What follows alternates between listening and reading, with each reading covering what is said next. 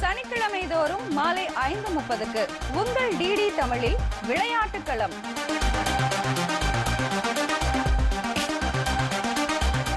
விளையாட்டுத் துறையில் சாதித்த பல்வேறு வீரர் வீராங்கனைகளுடன் ஒரு சந்திப்பு.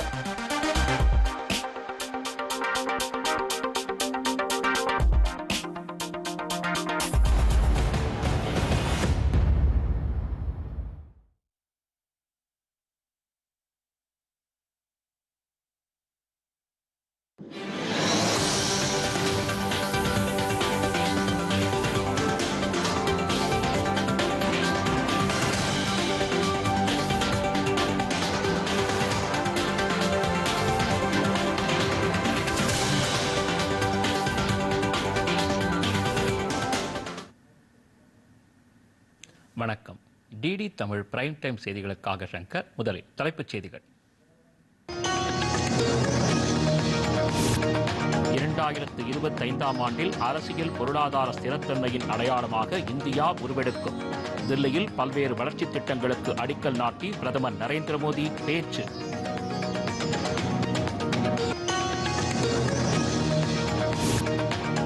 நூற்று 10 யூனிகார்ன் ஸ்டார்ட் அப் நிறுவனங்களுடன் உலகின் 3வது மிகப்பெரிய ஸ்டார்ட் அப் சூழலாக இந்தியா திகழ்கிறது. மத்திய வர்த்தகத்துறை அமைச்சர் பியூஷ் கோயல் பேச்சு.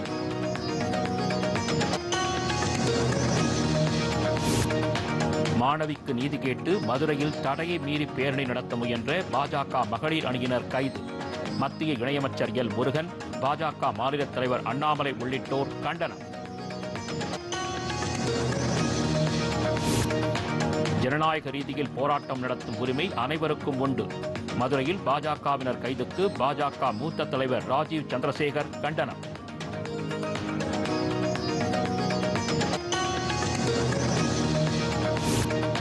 அமைச்சர் துரைமுருகன், வேலூர் நாடாளுமன்ற உறுப்பினர் கதிரானந்த் வீடுகளில் அமலாக்கத்துறையினர் திடீர் சோதனை.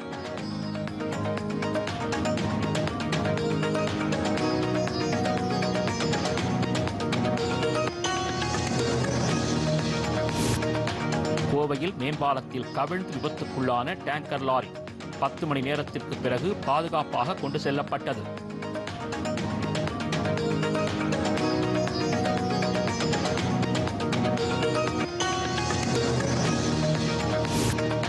வீரபாண்டிய கட்டபொம்மன், வீரமங்கை வேலுநாச்சியார் பிறந்த தினம்.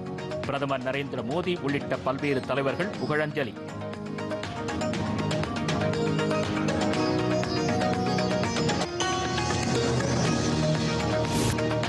காசாவில் விடிய விடிய இஸ்ரேல் நடத்திய வான்வழி தாக்குதல். குழந்தைகள் உட்பட 30 பேர் உயிரிழப்பு.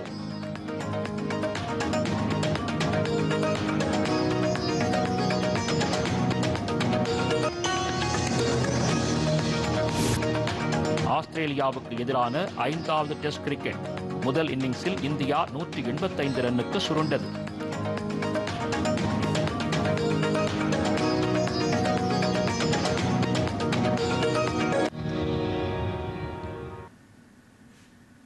விரிவான செய்திகள்.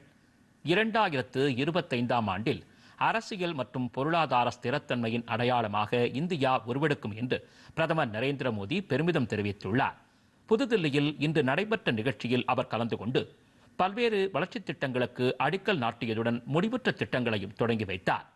விழாவில் உரையாற்றிய பிரதமர் 2025ஆம் ஆண்டு உலக நாடுகளில் இந்தியாவின் நிலையை உயர்த்தக்கூடிய ஆண்டாக இருக்கும் என்றார். உலகின் 3வது மிகப்பெரிய பொருளாதாரமாக இந்தியா உருமாறுவதில் இந்த ஆண்டு முக்கிய பங்காற்றும் என்றும் அவர் குறிப்பிட்டார். குடிசை பகுதிகளில் நிரந்தர குடியிருப்புகளை ஏற்படுவது குறித்த விழிப்புணர்வை மத்திய அரசு தொடங்கி இருப்பதாகவும் அவர் தெரிவித்தார். குடிசை பகுதி மறுவாழ்வு திட்டத்தின் கீழ் ஜூஹி ஜோப்ரி தொகுப்புகளில் வசிப்பவர்களுக்கு புதிதாக கட்டப்பட்ட சுமார் 1700 புதிய அடுக்குமாடி குடியிருப்புகள் இன்று உரியவர்களிடம் ஒப்படைக்கப்பட்டது. தில்லி துவாரகாவில் 300 கோடி ரூபாய் செலவில் கட்டப்பட்ட சிபிஎஸ்இயின் ஒருங்கிணைந்த அலுவலக வளாகம் இன்று திறந்து வைக்கப்பட்டது. ரோஷன்புராவில் கல்விக்கான அதிநவீன வசதிகளை கொண்ட வீர் சாவர்கர் கல்லூரிக்கு பிரதமர் அடிக்கல் நாட்டினார்.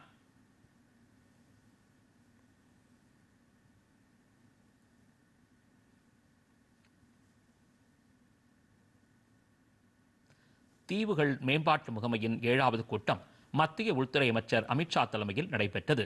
தில்லியில் நடைபெற்ற இந்த கூட்டத்தில் அந்தமான் நிக்கோபார் தீவுகளின் துணைநிலை ஆளுநர் தேவேந்திரகுமார் ஜோஷி, லட்சத்தீவு நிர்வாகி பிரஃபுல் பட்டேல், மத்திய உள்துறை செயலாளர் கோவிந்த் மோகன் மற்றும் உயர் அதிகாரிகள் ஆகியோர் பங்கேற்றனர். நாடு முழுவதும் உள்ள தீவுகளை மேம்படுத்துவதற்கான முன்னெடுப்பின் அடிப்படையில் கடந்த 2017ஆம் ஆண்டு தீவுகளின் மேம்பாட்டு முகமை உருவாக்கப்பட்டது குறிப்பிடத்தக்கது.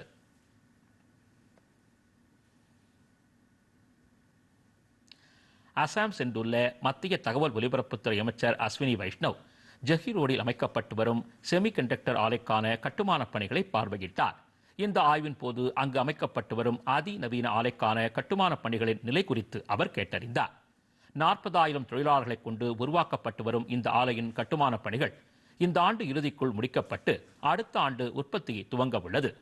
ஆய்வின் போது செய்தியாளர்களிடம் பேசிய அஸ்வினி வைஷ்ணவ், வளர்ச்சியடைந்த பாரதத்தில் இந்த செமி கண்டக்டர் ஆலையின் பங்களிப்பு முக்கியமானதாக இருக்கும் என்று குறிப்பிட்டார்.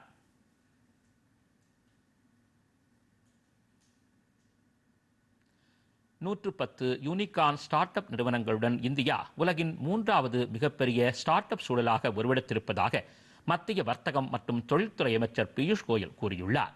இந்திய ஸ்டார்ட் அப் நிறுவனங்கள் குறித்து புதுதில்லியில் செய்தியாளர்களிடம் பேசிய அவர், கடந்த 9 ஆண்டுகளில் இந்தியாவின் ஸ்டார்ட் அப் பயணம் அபரிமிதமான வளர்ச்சி கண்டிருப்பதுடன் எண்ணிலடங்கா கண்டுபிடிப்புகள் இளைஞர்களை கவர்ந்திருப்பதாகவும் தெரிவித்தார். இந்த ஆண்டு நடைபெறவுள்ள ஸ்டார்ட் அப் மகா கும்பமேளா நிகழ்ச்சி பல்வேறு துறைகளில் தடம் பதித்துள்ள ஸ்டார்ட் அப் நிறுவனங்களுக்கு மாபெரும் அடையாளத்தை வழங்கும் என்று நம்பிக்கை தெரிவித்தார். நாட்டில் உள்ள ஸ்டார்ட் அப் நிறுவனங்களில் 43% நிறுவனங்கள் மகளிர் தலைமையில் இயங்குவதாகவும் பியூஷ் கோயல் குறிப்பிட்டார்.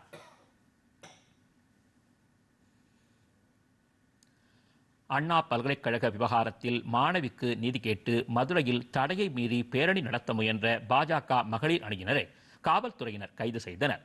மதுரை சிம்மக்கல் செல்லத்தம்மன் கோவில் உள்ள கண்ணகி சிலையிலிருந்து நீதி கேட்பு பேரணி பாஜக மகளிர் அணி மாநில தலைவி உமாரதி தலைமையில் நடைபெற்றது.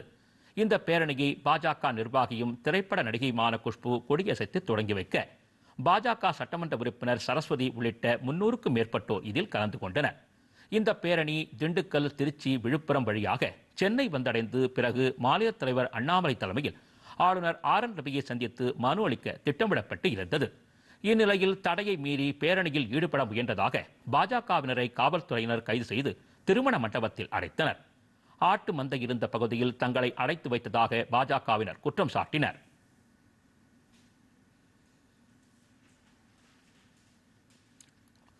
பின்னர் பாஜகவினர் அனைவரும் விடுதலை செய்யப்பட்டனர்.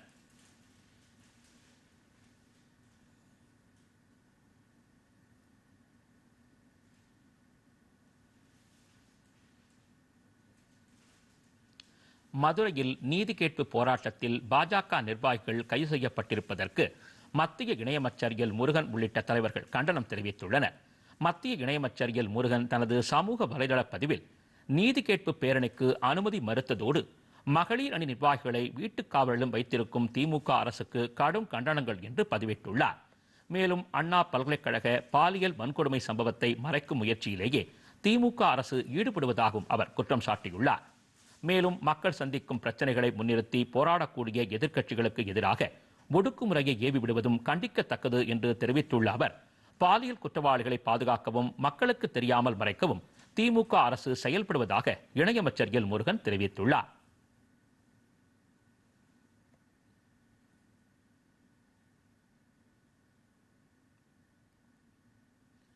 பாஜக நிர்வாகிகள் கைது செய்யப்பட்டிருப்பதற்கு கண்டனம் தெரிவித்துள்ள அக்கட்சியின் மாநில தலைவர் அண்ணாமலை, ஜனநாயகத்துக்கு விரோதமான முறையில் பாலியல் குற்றவாளிகளை பாதுகாப்பதற்காக செயல்படும் திமுக அரசின் உண்மை முகம் பொதுமக்களிடையே அம்பலப்பட்டுக் கொண்டிருக்கிறது என்று தனது எக்ஸ் தளத்தில் பதிவிட்டுள்ளார். இதுகுறித்து செய்தியாளர்களிடம் பேசிய முன்னாள் மத்திய இணையமைச்சர் ராஜீவ் சந்திரசேகர், பாலியல் குற்றவாளி திமுக நிர்வாகி என்பதாலேயே தமிழக அரசு இந்த சம்பவத்தை மூடி மறைத்து வருவதாக குற்றம் சாட்டினார். மேலும் மாணவிக்காக நீதி கேட்டு போராடிய பாஜக மகளிர் அணி நிர்வாகிகளை கைது செய்திருப்பது ஜனநாயக உரிமைகளுக்கு எதிரானது என்று அவர் கூறினார். தமிழ்நாடு நீர்வளத்துறை அமைச்சர் துரைமுருகன் மற்றும் அவரது மகனும் வேலூர் நாடாளுமன்ற உறுப்பினருமான கதிர் ஆனந்த் ஆகியோர் வீடுகளில் அமலாக்கத்துறையினர் இன்று திடீர் சோதனையில் மேற்கொண்டுள்ளனர்.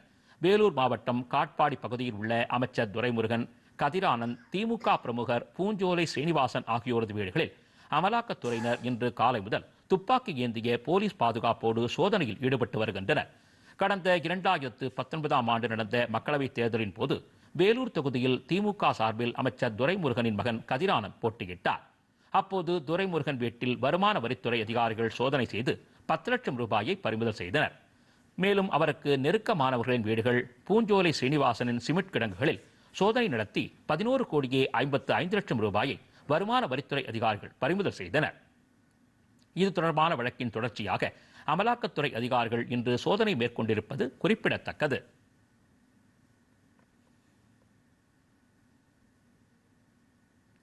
கோவை அவிநாசி சாலை மேம்பாலத்தில் கவிழ்ந்து விபத்துக்குள்ளான டேங்கர் லாரி 10 மணி நேரத்திற்கு பிறகு அந்த இடத்திலிருந்து அப்புறப்படுத்தப்பட்டது. உப்பிலிப்பாளையம் மேம்பாலத்தில் சமையல் எரிவாயு ஏற்றி வந்த லாரி வளைவினில் திரும்ப முடியாமல் கவிழ்ந்ததில் டேங்கர் மட்டும் தனியே கழன்று கவிழ்ந்தது. உடனடியாக அதிலிருந்து எரிவாயு கசியத் தொடங்கியதால் சம்பவ இடத்திற்கு விரைந்து வந்த தீயணைப்பு படையினர் எரிவாயு கசிவினை கட்டுப்படுத்தினர். லாரி ஓட்டுநர் அதிர்ஷ்டவசமாக உயிர் தப்பிய நிலையில் சிகிச்சைக்காக மருத்துவமனையில் அனுமதிக்கப்பட்டுள்ளார். பனிமூட்டத்தின் காரணமாக லாரி கவிழ்ந்து விபத்து ஏற்பட்டதாக முதற்கட்ட விசாரணையில் தெரியவந்துள்ளது. சுமார் 10 மணி நேர போராட்டத்திற்கு பிறகு அந்த இடத்திலிருந்து டேங்கர் லாரி கிரேன்கள் உதவியுடன் மீட்கப்பட்டு பீளமேடு பகுதியில் உள்ள பாரத் பெட்ரோலியம் நிறுவனத்தின் சேமிப்பு கிடங்கிற்கு கொண்டு செல்லப்பட்டது. பிறகு செய்தியாளர்களிடம் பேசிய மாவட்ட ஆட்சியர் கிராந்திகுமார், விபத்து நடந்த இடத்தில் போக்குவரத்து நெரிசல் ஏற்படாத வகையில் காவல்துறையினரும் போக்குவரத்து காவல்துறையினரும் சிறப்பாக செயல்பட்டதாக தெரிவித்தார்.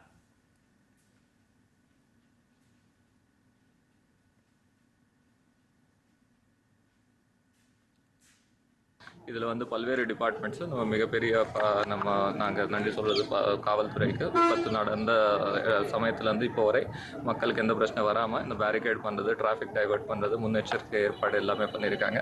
இண்டஸ்ட்ரியல் சேஃப்டி டிபார்ட்மெண்ட் இந்த சேஃப் ரெஸ்கியூக்கான மானிட்டரிங் அவங்க பண்ணியிருக்காங்க. ஹைவேஸ் டிபார்ட்மெண்ட் இப்போ நீங்கள் பார்த்தீங்கன்னா இந்த 35 டன், நம்ம 18 டன் கேஸ் மற்றும் 17 டன் ட்ரக்கோட வெயிட், இந்த 35 டன்னு தூக்கக்கூடிய கிரேன்ஸ் ஒரு சில இடத்துல தான் இருக்கும். நமக்கு இந்த அவினாசி பாலம் வேலை போயிட்டு இருக்கிறதுனால ஃபுல் டீமே இங்கே பக்கத்துலேயே அவைலபிளாக இருந்தது. அதனால அந்த 2 ட்ரெயின் அவங்க கொண்டு தொடர்ந்து இந்த ஆப்ரேஷனில் அவங்க ஈடுபட்டாங்க. அது மட்டும் இல்லாமல் கோயம்புத்தூரில் இருக்கிற நிறைய பேர் வாலண்டியர்ஸாகவே இங்கே ஹெல்ப் பண்ணியிருக்காங்க. அனைவருக்கும் மாவட்ட நிர்வாகத்தின் சார்பாக இந்த நேரத்தில் நன்றியை தெரிவித்துக் கொள்கிறேன். தமிழ்நாட்டின் பல்வேறு மாவட்டங்களில் மேற்கொள்ளப்படவிருக்கும் நெடுஞ்சாலை மற்றும் உள்கட்டமைப்பு திட்டங்கள் பிராந்திய பொருளாதார நடவடிக்கைகளுக்கு ஊக்கமளிக்கும் என்று மத்திய சாலை போக்குவரத்து மற்றும் நெடுஞ்சாலைத்துறை அமைச்சர் நிதின் கட்கரி கூறியிருக்கிறார். தமிழ்நாட்டில் மேற்கொள்ளப்படவுள்ள சாலை திட்டங்கள் குறித்து சமூக ஊடக தளத்தில் பதிவிட்டுள்ள அவர், ஈரோடு மாவட்டத்தில் 36 கோடியே 45 லட்சம் ரூபாய் மதிப்பிலான சாலை உள்கட்டமைப்பு திட்டங்களுக்கு ஒப்புதல் வழங்கப்பட்டுள்ளதாக தெரிவித்துள்ளார். திருப்பூர் மாவட்டம் மேட்டுக்கடை முத்தம்பாளையம் சாலை விரிவாக்கத்திற்கு 6 கோடியே 84 லட்சம் ரூபாய் ஒதுக்கீடு, மதுரை மாவட்டத்தில் சாலை விரிவாக்கத்திற்கு 18 கோடியே 29 லட்சம் ரூபாய் ஒதுக்கீடு, தஞ்சாவூர் திருச்சி மாவட்டங்களில் 20 கோடியே 52 லட்சம் ரூபாய் செலவிலான சாலை விரிவாக்கப் பணிகள், திண்டுக்கல் மாவட்டத்தில் மேற்கொள்ளப்படும் 5 கோடியே 8 லட்சம் ரூபாய் பணிகளுக்கான ஒதுக்கீடு ஆகியவற்றை அவர் பட்டியலிட்டுள்ளார். இந்த திட்டங்கள் செயல்பாட்டுக்கு வரும்போது பயன் நேரம் குறைவதோடு சாலை பாதுகாப்பு அதிகரித்து போக்குவரத்து திறன் உயரும் என்று அவர் குறிப்பிட்டுள்ளார். தமிழ்நாடு முழுவதும் இந்த பணிகளால் சமூக பொருளாதார வளர்ச்சிக்கான வாய்ப்புகள் உருவாகும் என்றும் அமைச்சர் தெரிவித்துள்ளார்.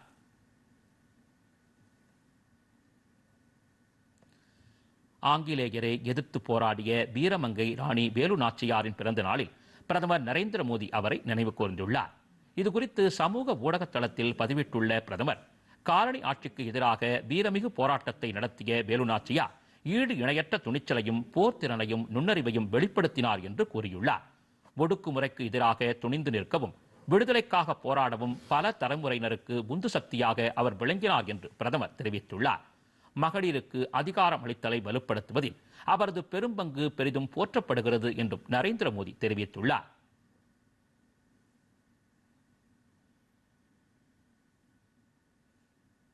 மத்திய தகவல் ஒலிபரப்புத்துறை இணையமைச்சர் எல் முருகன் வெளியிட்டுள்ள செய்தியில், இந்தியாவில் ஆட்சி செலுத்திக் கொண்டிருந்த கிழக்கிந்திய கம்பனுக்கு எதிராக ஆயுதம் ஏந்தி போராடிய முதல் பெண் சுதந்திர போராட்ட வீராங்கனை வீரமங்கை வேலு நாச்சியார் என்றும் அவரது பிறந்த நாளில் அவருக்கு மரியாதை செலுத்துவதாகவும் அவர் குறிப்பிட்டுள்ளார். ஆங்கிலேயர்களுக்கு எதிராக படை திரட்டி தீரமுடன் போரிட்டவர். தனது திறன் மிகுந்த படைபலத்துடன் அந்நியர்களை வெற்றி கொண்டு சிவகங்கை சீமையை செம்மையுடன் ஆண்டு வந்தவர் என்று அமைச்சர் புகழாரம் சூட்டியுள்ளார். எக்காலமும் நமது சந்ததியினர் போற்றி புகழும்படி வீரம் செறிந்த வரலாறாய் வாழ்ந்த ராணி வேலு நாச்சியாரின் வீரத்தை போற்றி வணங்குவோம் என்று அமைச்சர் எல் முருகன் தனது பதிவினில் குறிப்பிட்டுள்ளார். வங்கதேச சிறைகளில் அடைக்கப்பட்டிருந்த 95 இந்திய மீனவர்கள் அந்நாட்டு கடலோர காவல் படையினரிடம் ஒப்படைக்கப்பட்டுள்ளனர். இவர்கள் நாளை மறுநாள் இந்திய கடலோர காவல் படையினரிடம் ஒப்படைக்கப்படுவார்கள் என்று வெளியுறவுத்துறை அமைச்சகம் தெரிவித்துள்ளது. அதேபோன்று இந்திய சிறைகளில் இருந்த 90 வங்கதேச மீனவர்கள் வரும் ஞாயிறன்று அந்நாட்டு கடலோர காவல் படையினரிடம் ஒப்படைக்கப்படுவார்கள். பரஸ்பர பரிமாற்றம் மற்றும் திருப்பி அனுப்பும் நடவடிக்கைகளின் ஒரு பகுதியாக இந்த ஏற்பாடு செய்யப்பட்டுள்ளதாக வெளியுறவுத்துறை அமைச்சகம் கூறியுள்ளது. கடந்த சில மாதங்களாக எல்லை தாண்டி மீன் பிடித்ததாக கூறி ஏராளமான இந்திய மீனவர்களை வங்கதேச அரசு கைது செய்து வருகிறது. இந்நிலையில் மீனவர்களின் வாழ்வாதாரம், மறுவாழ்வு ஆகியவற்றை கருத்தில் கொண்டு அவர்கள் தாயகம் திரும்புவதற்கான நடவடிக்கைகளை வெளியுறவுத்துறை மேற்கொண்டுள்ளது. மணிப்பூர் மாநில ஆளுநராக மத்திய உள்துறை முன்னாள் செயலாளர் அஜய்குமார் பல்லா இன்று பதவியேற்றுக் கொண்டார். அம்மாநிலத்தில் உள்ள ஆளுநர் மாளிகையில் நடைபெற்ற நிகழ்ச்சியில் மணிப்பூர் உயர்நீதிமன்ற தலைமை நீதிபதி கிருஷ்ணகுமார் ஆளுநருக்கு பதவி பிரமாணம் செய்து வைத்தார். இந்த விழாவில் மணிப்பூர் முதலமைச்சர் பிரேன் சிங் மற்றும் அமைச்சர்கள் ஆகியோர் பங்கேற்றனர்.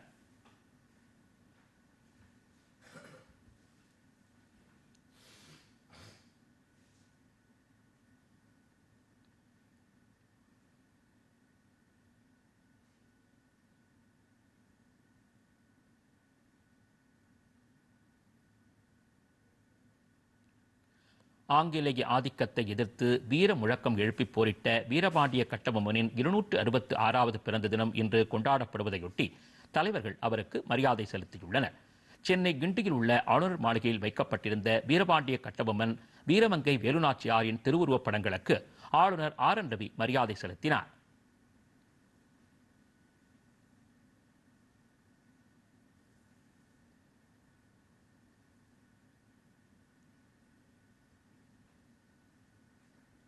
மத்திய தகவல் ஒலிபரப்புத்துறை இணையமைச்சர் எல் முருகன் வெளியிட்டுள்ள சமூக ஊடக பதிவில், இந்திய விடுதலை போராட்ட தியாகியும் ஆங்கிலேயர்களை எதிர்த்து போரிட்ட துணிச்சல் மிக்க பாளையக்காரருமான வீரபாண்டிய கட்டபொம்மனின் பிறந்த தினம் இன்று என்று தெரிவித்துள்ளார். பாஞ்சாலங்குறிச்சி கோட்டையிலிருந்து ஆட்சி செய்த வீரபாண்டிய கட்டபொம்மன் நெல்லை சீமையில் ஆங்கிலேய அதிகாரிகளின் வரி வசூலிக்கும் முறைக்கு எதிராக இயங்கினார் என்றும், தன்னை எதிர்த்து போரிட வந்த ஆங்கிலேய தளபதி ஆலந்துறையின் பெரும்படையை தோற்கடித்து வீரத்தை நிலைநாட்டினார் என்றும் அவர் தெரிவித்துள்ளார். இந்திய விடுதலை போரின் ஆரம்பகால கொடுமைகளுக்கு எதிராக மிக பெரும் துணிச்சலுடன் போர் புரிந்து தமிழ் மண்ணிற்கு தன்னை தியாகமாய் அளித்த வீரபாண்டிய கட்டபொம்மனின் பிறந்த தினத்தில் அவரது வீரத்தினை போற்றுவோம் என்று அமைச்சர் எல் முருகன் தெரிவித்துள்ளார்.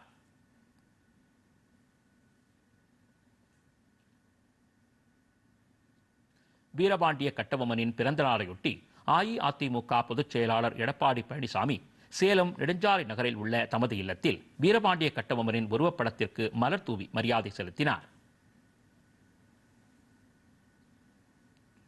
பாஜக மாநில தலைவர் அண்ணாமலை வெளியிட்டுள்ள சமூக ஊடக பதிவில், மண்ணின் உரிமைக்காகவும் மக்கள் நலனுக்காகவும் ஆங்கிலேயர்களை எதிர்த்து போராடி துணிச்சலுடன் தூக்கு கயிற்றை முத்தமிட்ட வீரபாண்டிய கட்டபொம்மன் பிறந்த தினம் இன்று என்று தெரிவித்துள்ளார். ஆங்கிலேயர்களுக்கு வரி கொடுக்க மாட்டோம் என்று முதலாக உரத்த குரல் எழுப்பியவர், ஆங்கிலேயர்களை எதிர்த்து துணிச்சலுடன் போரில் ஈடுபட்டவர், தமிழகத்தில் சுதந்திர போராட்டத்திற்கு வித்திட்டவர்களில் ஒருவரான வீரபாண்டிய கட்டபொம்மனின் வீரத்தையும் தியாகத்தையும் போற்றி வணங்குகிறோம் என்று அவர் கூறியுள்ளார்.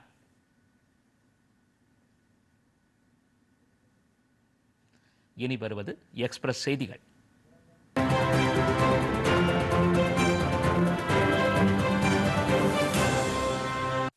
மதுரையில் நடைபெற்ற நீதி கேட்பு போராட்டத்தில் பங்கேற்க பழனியில் இருந்து பாஜக மகளிர் அணியைச் சேர்ந்த 20க்கும் மேற்பட்டவர்கள் சென்றபோது அவர்களை வழியிலேயே தடுத்து நிறுத்திய போலீசார் கைது செய்தனர்.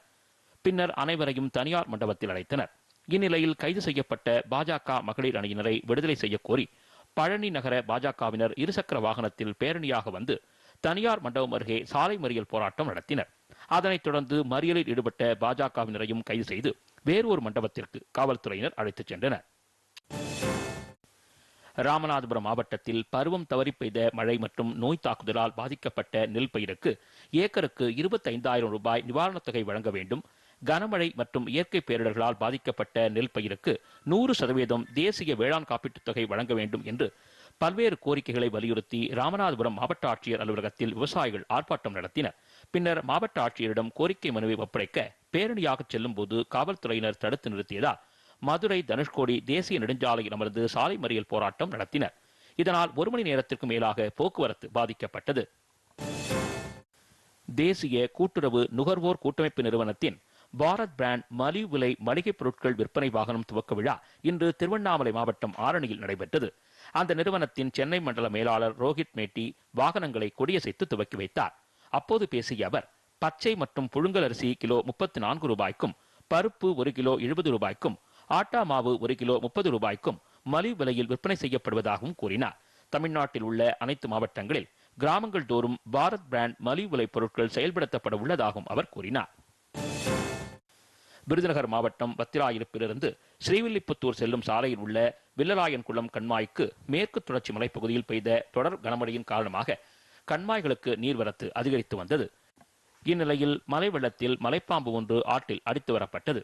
வத்திராயிருப்பு சேர்வராயன் கோவில் தெரு குடியிருப்பு பகுதியில் கண்மாயில் கிடந்த கொசுவலையில் இந்த 8 அடி நீளமுள்ள மலைப்பாம்பு சிக்கியிருந்தது.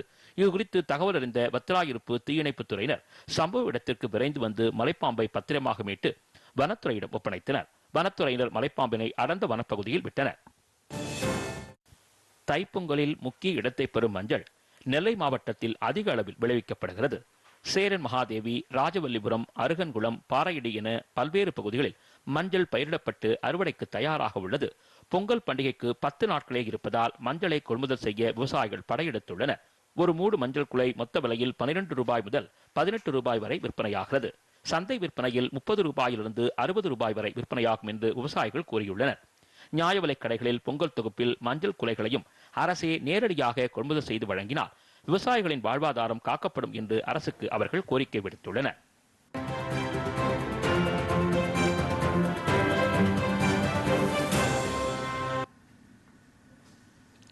அரசு பள்ளி மாணவர்களின் பன்முக திறமைகளை வெளிக்கொண்டு வரும் கலை திருவிழாக்கள் நடத்தப்பட்டு வருகின்றன. நாமக்கல் மாவட்டத்தில் மாநில அளவில் நடத்தப்பட்ட கலை திருவிழா குறித்த ஒரு செய்தி தொகுப்பினை இப்போது காணலாம். தமிழகத்தின் அரசு பள்ளிகளில் 1 முதல் 12ஆம் வகுப்பு வரை பயின்று வரும் மாணவ மாணவிகள் பங்கேற்ற கலைத் திருவிழாக்கள் ஆண்டுதோறும் நடத்தப்படுகின்றன. மாணவர்களின் கலைத்திறனை வளர்த்திடவும் தனித்திறமையை ஊக்குவிக்கவும் இதுபோன்ற கலைத் திருவிழாக்கள் நடத்தப்படுகின்றன. தமிழ்நாடு அரசின் பள்ளிக் கல்வித்துறை சார்பில் மாவட்ட அளவிலான கலைத் திருவிழாக்கள் பல்வேறு மாவட்டங்களில் நடத்தி முடிக்கப்பட்டதை அடுத்து மாநில அளவிலான கலைத் திருவிழாக்கள் தமிழகத்தில் நாமக்கல் உள்ளிட்ட மாவட்டங்களில் வகுப்புகள் வாரியாக நடைபெற்று வருகின்றன. திருச்செங்கோடு, குமாரபாளையம் ஆகிய இடங்களில் அரசு மற்றும் அரசு உதவி பெறும் பள்ளிகளில் 11 மற்றும் 12ஆம் வகுப்பு பயிலும் மாணவ மாணவிகளுக்கான மாநில அளவிலான கலை திருவிழாக்கள் நடைபெற்றன. 620 அரசு பள்ளிகளிலிருந்து 2519 மாணவ மாணவிகள் இதில் பங்கேற்றனர். நடனம், கருவி இசை, தந்தி கருவிகள், காற்று கருவிகள், தோற்கருவிகள், இசை, வாய்ப்பாட்டு, கவி நுண்கலைகள், நாடகம் உள்ளிட்ட 7 பிரிவுகளில் 30 வகையான போட்டிகள் நடைபெற்றன. திருச்செங்கோட்டில் நடைபெற்ற மாநில அளவிலான கலை திருவிழாவில் நடனம் பிரிவில் நாட்டுப்புற நடனம், பரதநாட்டியம் உள்ளிட்ட போட்டிகளில் மாணவிகள் ஆர்வத்துடன் பங்கேற்றனர். மேலும் மாணவர்கள் கலந்து கொண்ட தேவராட்டம் அனைவரையும் கவர்ந்தது. அரசு பள்ளிகளில் படித்துக் கொண்டிருக்கும் போதே தங்கள் தனித்திறமைகளை வளர்த்துக் கொள்ளும் வகையில் அரசு இதுபோன்ற கலை திருவிழாக்களை நடத்துவது தங்களுக்கு பெரிதும் ஊக்கமளிப்பதாக மாணவ மாணவிகள் தெரிவிக்கின்றனர்.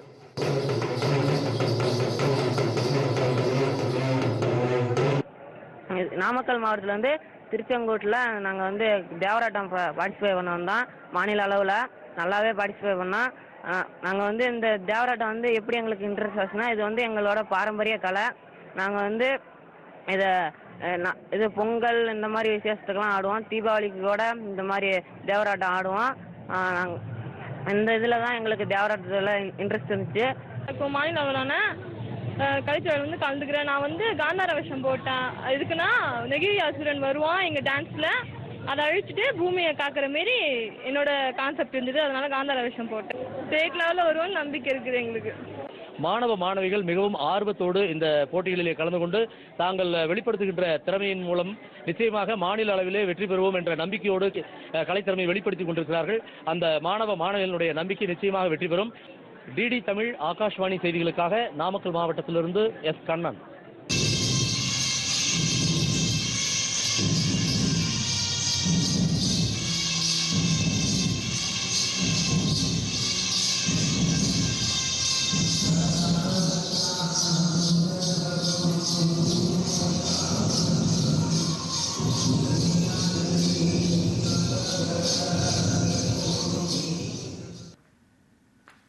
காசாவில் விடிய விடிய இஸ்ரேல் நடத்திய வான்வழி தாக்குதலில் குழந்தைகள் உட்பட 30 பேர் உயிரிழந்தனர்.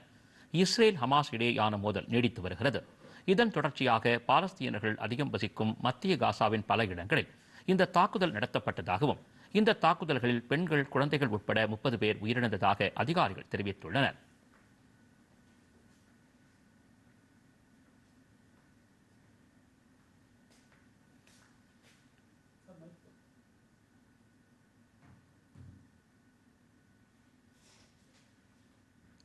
ஐநா பாதுகாப்பு சபையின் நிரந்தரமல்லாத உறுப்பு நாடுகளாக Pakistan, Denmark, Greece, Panama, Somalia ஆகிய 5 நாடுகள் நியமனம் செய்யப்பட்டதை அடுத்து தங்களது 2 ஆண்டு பதவிக்காலத்தை அந்த நாடுகள் தொடங்கியுள்ளன. Ecuador, Japan, Malta, Mozambique, Switzerland ஆகிய 5 நாடுகளுக்கு பதிலாக இந்த நாடுகள் ஐநா பாதுகாப்பு சபையில் இடம்பெற்றுள்ளன. 15 உறுப்பினர்களை கொண்ட ஐநா பாதுகாப்பு சபை அமெரிக்கா, இங்கிலாந்து, ரஷ்யா, சீனா, பிரான்ஸ் ஆகிய 5 நிரந்தர உறுப்பினர்களையும் 10 நிரந்தரமல்லாத உறுப்பு நாடுகளையும் கொண்டுள்ளது. நிரந்தர உறுப்பு நாடுகளுக்கு வீட்டோ அதிகாரம் உள்ளது. இதன் மூலம் எந்த தீர்மானத்தையும் இந்த நாடுகள் எதிர்த்து அது நிறைவேற இயலாமல் செய்யலாம்.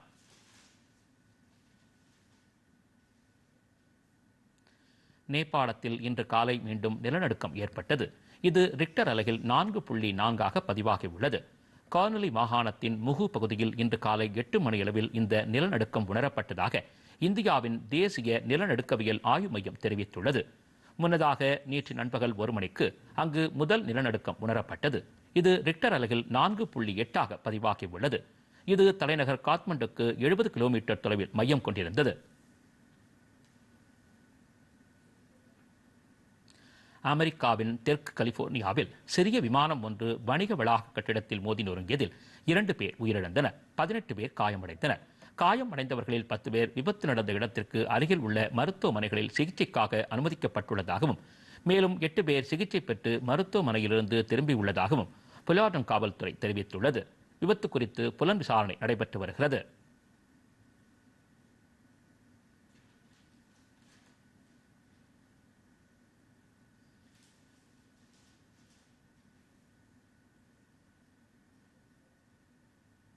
ஆஸ்திரேலியாவுக்கு எதிரான 5வது மற்றும் இறுதி டெஸ்ட் கிரிக்கெட் போட்டியில் இந்தியா முதல் இன்னிங்ஸில் 185 ரன்னுக்கு ஆட்டம் இழந்தது.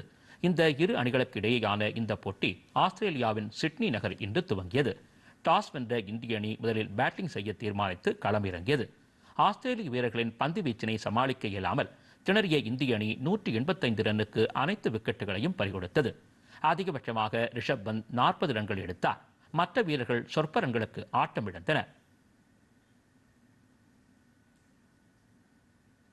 இதனையடுத்து ஆஸ்திரேலிய அணி தமது முதல் இன்னிங்ஸை துவங்கியது. அந்த அணி 1 விக்கெட் இழப்பிற்கு 9 ரன் எடுத்திருந்த நிலையில் முதல் ஆட்டம் முடிவுக்கு வந்தது.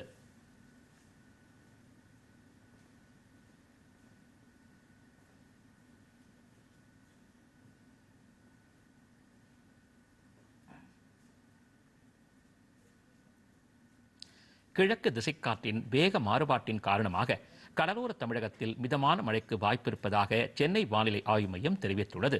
இது தொடர்பாக அம்மையம் வெளியிட்டுள்ள செய்திக்குறிப்பில் புதுவை, காரைக்கால் பகுதிகளில் மிதமான மழை பெய்யக்கூடும் என்றும் உள் தமிழகத்தில் பொதுவாக வறண்ட வானிலையே நிலவக்கூடும் என்றும் கூறியுள்ளது.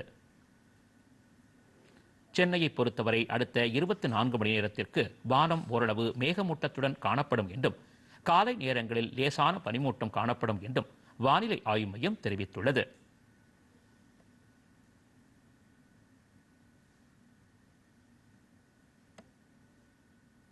இத்துடன் இந்த செய்தி அறிக்கை நிறைவு பெற்றது. மீண்டும் செய்திகள் இரவு 10 மணிக்கு. வணக்கம்.